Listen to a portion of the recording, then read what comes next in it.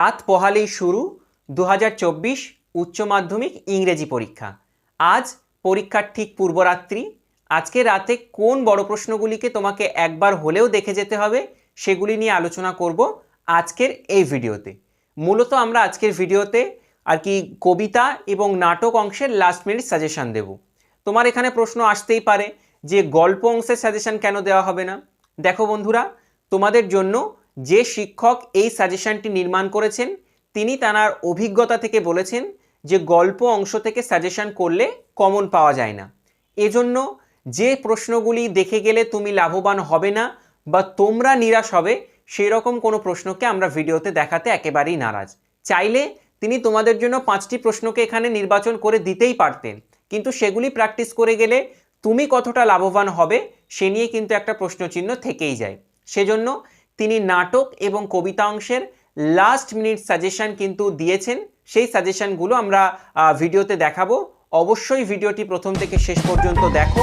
ভালো লাগলে লাইক করো, আর এই রকম ভিডিও সবার আগে পাওয়ার জন্য চ্যানেলটিকে এখনই সাবস্ক্রাইব করো। ভিডিও শুরুর আগে আরও একটি কথা তোমাদেরকে জানিয়ে রাখি, তোমাদের জন্য গোটা সাজেশনটি নির্মাণ করে দিয়েছেন ইংরেজি বিষয়ের জনপ্রিয় এবং অভিজ্ঞ শিক্ষক মাননীয় আজহারউদ্দিন স্যার। স্যারকে আমরা ধন্যবাদ জানিয়ে সরাসরি ভিডিওর মূল অংশে প্রবেশ করছি। বন্ধুরা, প্রথমেই পোয়েট্রি অংশ থেকে তোমাকে যে বড় প্রশ্নগুলিকে রেডি করে যেতে হবে। The poetry of earth is never dead, how does the poet describe the poetry of earth? এই প্রশ্নটি ঘুরিয়ে দেয়।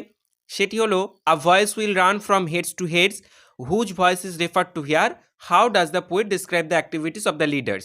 আবার প্রশ্নটা এভাবেও দিতে পারে, describe the title of the poem the poetry of earth. এই প্রশ্নটি 3টে নামে আসে কিন্তু উত্তর একটাই। সুতরাং আমি অনুরোধ করব প্রশ্নটি ভালোভাবে তৈরি করে যাও, তাহলে যে নামই আসুক না কেন উত্তরটা কিন্তু তুমি লিখে আসতে পারবে। 2 দাগে কোন প্রশ্নটি দেখবে? 2 দাগে but the eternal summer shall not fade, whose eternal summer is refer to here, what is mean by eternal summer, how does the poet describe the beauty of his friend? এই প্রশ্নটি একটু ভালোভাবে দেখে যাবে। 3 দাগে যে প্রশ্নটিকে দেখবে, and summer lease hath too short a date, what is summer lease, how does the poet compare his friend beauty? এই প্রশ্নটি দেখবে।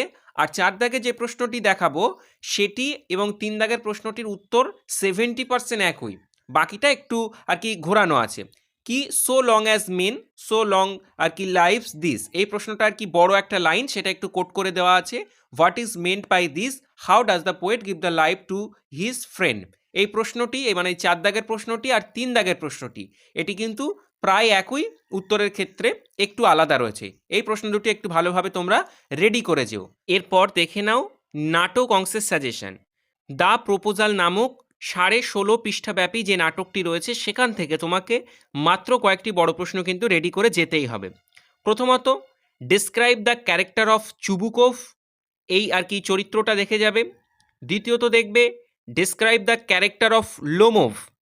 3 দাগে দেখবে bring him back, who said this and to whom, how did the speaker react?